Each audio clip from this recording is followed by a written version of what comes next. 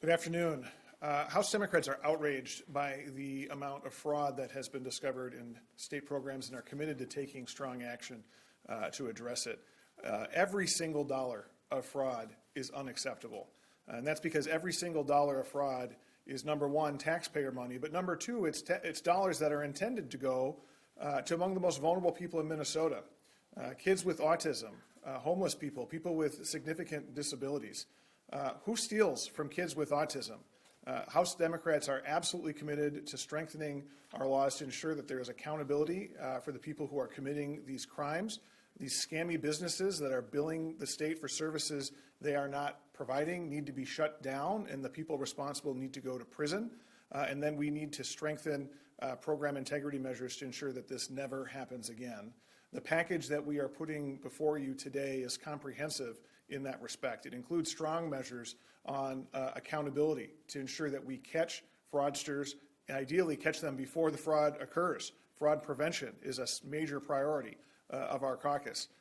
But in addition to accountability, it includes comprehensive reforms to our Medicaid service programs in order to ensure that these programs are not targeted in the future, including getting at the root of the cause here, which is the drift towards privatization that's been happening over many years that has created space for this kind of scammy, fraudulent activity. We also want to focus on areas of fraud that are occurring that aren't Medicaid related. So when we see businesses defrauding our state's unemployment system, for example, by misclassifying workers, or when we see businesses or individuals defrauding our state's tax system by filing fraudulent tax returns, that is equally outrageous to us. That also compromises public trust in government. It also wastes taxpayer dollars, and it also infects the most vulnerable people in Minnesota. So we will take a really comprehensive approach to fraud this year and every year until we put the issue to bed. Now I'm going to turn it over to some members to describe some of the provisions in the proposal. Good afternoon. Let me be clear. Every dollar stolen from state programs or services by bad actors is a dollar taken away from a senior, a child, or a person with disabilities who depend on that support. These programs are not just line items on a spreadsheet. They serve real people. When fraud drains resources, the harm doesn't fall on those committing it. It falls on Minnesotans who rely on care to live with dignity and stability. That's why we are holding a hearing this Thursday, that's tomorrow, on proposals to protect participants and taxpayer funds by strengthening oversight of healthcare programs and safeguarding services for those who truly need them. We are also advancing a proposal to strengthen the Attorney General's Medicaid Fraud Control Unit, MFUCU. This will expand investigative capacity, improve coordination with state agencies and law enforcement, and ensure prosecutors have the tools to pursue complex, large-scale fraud schemes. It will help recover stolen funds, hold perpetrators accountable to deter future abuse.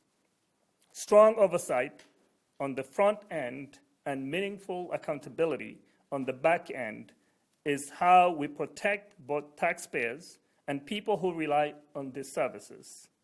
Minnesotans deserve a system they can trust, one that delivers care with integrity, transparency, accountability, and results. With that, I'll turn over to my colleague, Matt Norris. As Leader Stevenson said, all of us in the House DFL caucus are furious about what's been happening with the fraud, and it's why I've been working on legislation like the Office of the Inspector General bill, the Medicaid Fraud Control Unit bill, since as early as last year. But there's more that we can do and should be doing as we gain a better understanding of the types of fraud that are occurring and the types of schemes that are being used against our public programs. And that's part of what you see reflected in our agenda here. It's not just about holding fraudsters accountable, but that's a critical part obviously. It's also about making sure that there's excellence in governance and oversight. That's a lot of what I've been talking about with the conversation around the Office of the Inspector General bill, but it's also adding things like strengthening requirements for in-person site visits and using electronic visit verification so we know that someone who is supposed to be at a particular site is actually at that site. Strengthening the systems that we rely on, strengthening our IT systems and things like background checks, fingerprinting. Leader Stevenson mentioned too, not just in the Medicaid space, but cracking down on misclassification fraud, tax fraud that is occurring against our state. We also have to look at how do we legislate differently. There is a business model of fraud, and they have made our public programs their mark. What we have seen is a trend over many decades toward privatizing government services. And when we privatize these services, whether they're to for-profit businesses, whether they are to nonprofits, even when counties outsource things like case management, it adds extra layers. It adds in people who are not subject to public audits, and it makes it easier for these fraudsters to use these schemes against our public programs. And so we want to make sure that we reverse that trend toward privatization because, as Leader Stevenson likes to say, lunch ladies don't commit fraud. And with that, we'll stand for questions. No, I was just going to say the lunch ladies, so that's the, compare feeding our future, right, which is the privatization model that Representative Norris is talking about, where the federal government hired for-profit, not-for-profit businesses to distribute meals to kids, right, and that was rife with fraud. Compare that to the free lunches and breakfast program that the DFL passed without a single Republican vote in 2023, which relies on our public schools. That program does not have fraud because lunch ladies don't commit fraud, right? When you have that public program with direct accountability, you close the opportunity for fraud that exists, as we are finding, when you have a privatization model that allows for other layers to be in there. So sorry, go ahead. No, I'm sorry about that. I kind of was a bit excited there, I guess. Why not just strengthen the ability to audit and have oversight with the existing system that's there? Right now, we've had this multi-decades drift towards privatization of all these services, and it's pretty entrenched. So why not take action today or this session to, do more to boost oversight there rather than drag things back? And maybe I'm assuming that that's the overall goal, but. We want an all of the above approach. So we want to take actions today that ensure additional accountability, that do strengthen existing systems, whether they're at the BCA, at the Attorney General's office, in the Office of Inspector General that exists in the Human Services Department, at the Legislative Auditor, and you'll see proposals on this list that address a lot of those issues. We also want to have a focus on making sure this never happens again. And that's where the privatization piece comes into play as the ultimate solution, is to get rid of the opportunities that these scammy businesses are using to defraud the government. But we can do other things this year that are about fraud prevention. We've been having this discussion on the floor about the Office of Inspector General. And the hang-up right now is that we want to put provisions in that bill that would empower the Inspector General to do fraud prevention work. And Republicans will not allow that amendment on the bill. We don't think it's enough to just hold accountable people who have committed fraud. We want to make sure this never happens again in the future. And we're not going to let that bill move forward until we have a permanent solution to fraud. And we think that that should be the goal, is preventing fraud so it doesn't happen in the first place. It isn't good enough just to lock up the people after the fact. Can you speak more to that issue? Obviously, there was the whole song and dance on the floor of trying to bring that bill up today, and I'm wondering if you can talk about why not keep law enforcement within the agency. That's a big criticism of the Norris bill, is that the law enforcement agents are no longer within the Office of Inspector General. Well, I can speak to that, but I want to return to what I was just saying first, which is that our focus is on prevention. And if you watched the hearing yesterday, Representative Norris offered several amendments to put fraud prevention into that OIG bill, and they were all voted down by the Republicans on the committee. That is our priority. In terms of law enforcement, we have tried over recent years to have a clear focus of where the law enforcement authority rests on fraud at the BCA. Just last session, we created a fraud unit at the BCA, taking the Commerce Fraud Bureau away from the Department of Commerce, putting it at the BCA. And there's a concern that when you have redundancies, when you have multiple layers of law enforcement, you make it harder for the left hand to talk to the right hand. And having it really in one spot adds clarity. I don't know if you have anything to add to that. Actually, if I can say one last thing about that. The superintendent of the BCA, Drew Evans, not a partisan figure, I think makes a really compelling case as to why this is an important way to fight fraud, to have the law enforcement piece centralized at the BCA. Sorry, go ahead. Oh, no, totally fine. My apologies. You've got about a dozen bills that you're putting forward in this package. Is there one of those bills you feel as though you could fast track to get passed on the floor? That you would see the buy-in from the other side? Boy, I would like to think that most of these are things that we could work together and do quickly. When we talk about implementing electronic visit verification or beefing up the Medicaid fraud control unit, I would love to think that we could move quickly. I think that one of the problems about this debate, particularly this year, though, to be honest with you, has been that it's too focused on the idea that there's one bill that's going to solve this problem, or one bill that should be the focus, when really this problem requires a lot of bills to solve. And it's a problem that we actually have been working on for years, and we've passed a lot of bills, including bills that address some of the topics we're talking about today. I mentioned just last year we created this unit at the BCA, the fraud unit at the BCA, to tackle this issue. Last year, Chair Norris' committee added staff at DHS to do site visits. You'll see that site visits are a big aspect of our belief about what's necessary to combat fraud. There's no substitute to having people on the ground, having someone come up to you, to the business, and say, okay, surprise, I'm here, show me your books, show me what you're billing us for, and show me the people you're actually serving. Let me actually see that you're doing the work. That's really important. That's work that has been ongoing for years now, right?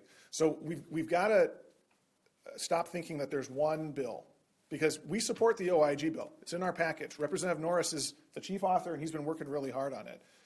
But that bill alone isn't enough to stop fraud, particularly in its current form, because in its current form, it's an entirely accountability-driven measure. It's entirely about catching fraud after it occurred. Representative Norris is trying to put prevention into the bill to stop fraud before it happens, but Republicans haven't allowed that in yet. So we've got to get away from thinking that there's just one bill on this, which has been the Republican approach of OIG is the end-all be-all. It's not. There's way more that needs to be done on fraud. The managed care, or getting the scamming businesses, I know you talked about this, trying to have the state maybe take over some of that, and it won't be one bill that probably changes that, but I'm wondering, of these ones, which is the one that you think starts getting at that problem of, not outsourcing it to these private businesses, these programs? Yeah, I'll tell you what I think, and then I'm curious if Chair Nora has another idea. But the one that always has struck me as the most hard to swallow is that we are seeing counties increasingly outsource case management. So they're hiring third-party contractors to oversee individuals' care. So now you have a situation where you have the states paying the bill, some business is providing the service, and some other business is managing that. And we wonder why there's fraud occurring. There's not a direct line from the payor to the entity that's providing the service. That's a big problem. So we want to force counties to bring those third-party contractors back in-house and actually do the management. And by the way, I think it's time to have a serious conversation about the role that the counties have in Medicaid services. How many states do this? A dozen, I think? It's about 10 states. 10 states. Only 10 states rely on their counties to administer these types of programs. Most of the other states all do it at the state level. And it's inefficient to have 87 different delivery mechanisms. And I think particularly at a time when we're facing financial challenges, we should really look towards using this as an opportunity to restructure the way we deliver those programs. But county case management would be mine. Do you have another one on privatization? Leader Stevenson said it well. So we are one of 10 states whereby it's a state supervised, county delivered, and tribal government. So that conflicts with the work that we're doing here to make sure that the counties are partners in solving some of these problems. Do you know how many counties are using these third party? And then if they are using them, is forbidding them from using in the future, would that be an added cost to the counties that they might have to go to their property taxpayers to, if they were bringing it in-house? I'm wondering if they're doing it as a cost-effective measure. So the funding that goes to the case management comes from the state directly to the county. So whenever they outsource, they're also sending the resources to the outsource entities. So yes, there'll be some cost to the counties as they do their regular business, but it's really important for us to look through the system and say, where are we failing to deliver a good program? When the Republicans had their anti-fraud press conference last week, a couple of them did mention updating our systems in terms of IT systems with Department of Human Services and also the counties. But they said that would probably cost hundreds of millions of dollars. I know Steve Elkins on this side has given similar estimates. Do you have any specific legislation where you would propose appropriating money to update these systems? I think that there are several bills that get at that because there's several systems. We did just last year, for example, allocate money to update the system for child protection, which is obviously not a Medicaid delivered service, SSIS. But it's a great example because it's the same problem. That computer program was so old it didn't have a copy-paste feature. Many of the programs that are involved in the Medicaid space are, Oregon Trail vintage programming. You got to remember what DOS is in order to be able to run them. But there is a significant price tag. In some of these cases, there's also a federal match, and so you can leverage federal dollars. SSIS, for example, I think we put in, I can't remember.